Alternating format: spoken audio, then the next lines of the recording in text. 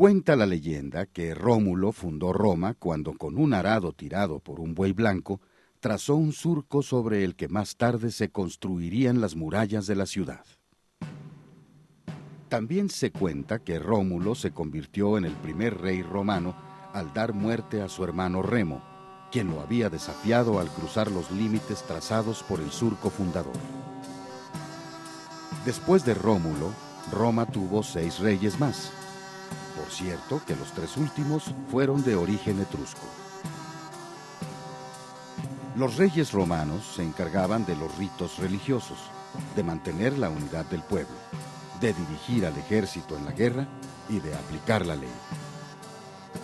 Reinaban durante toda su vida, pero no lo hacían arbitrariamente. Por ejemplo, antes de tomar decisiones importantes, como castigar un delito, ir a la guerra o construir un camino, el rey debía consultar a la curia, que era una especie de asamblea, y al senado, formado por los jefes de las familias fundadoras de Roma. En tiempo de guerra, el rey acordaba con un consejo militar llamado Comicio Centuriano. Cuando un rey moría, se celebraban comicios para elegir al nuevo monarca. Conforme la ciudad creció y su influencia se extendió, los reyes se vieron obligados a nombrar diversos funcionarios, tales como obispos, recaudadores, jueces y jefes militares, que con el tiempo dieron lugar a la compleja organización que administró al imperio. En la época de la monarquía, la sociedad romana estaba formada por patricios, plebeyos, clientes y esclavos. Los patricios eran descendientes de las familias que fundaron Roma. Gozaban de derechos políticos que hacían que solo ellos pudieran gobernar, convertirse en sacerdotes y ser jefes militares. Los plebeyos habían llegado a Roma de los pueblos y campos vecinos.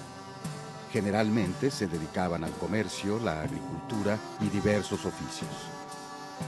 En un principio no contaban con derechos políticos, pero conforme ganaron importancia económica y militar, obtuvieron el derecho de participar en las decisiones de gobierno.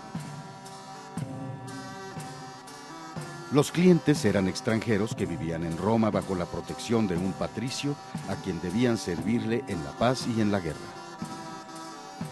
Por último, aunque no eran muchos, los esclavos eran prisioneros de guerra o personas que no habían pagado sus deudas. Durante el periodo de la monarquía, se construyó una muralla alrededor de Roma. Se canalizó el agua de los ríos. Se construyó el primer drenaje y Roma extendió su dominio por toda la región del Lacio.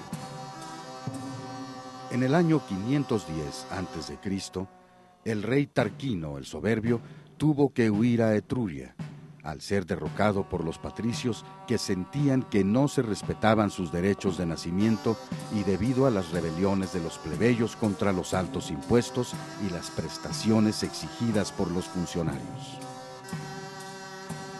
Así terminaron casi 240 años de monarquía, que entonces fue sustituida por una nueva forma de gobierno, la República.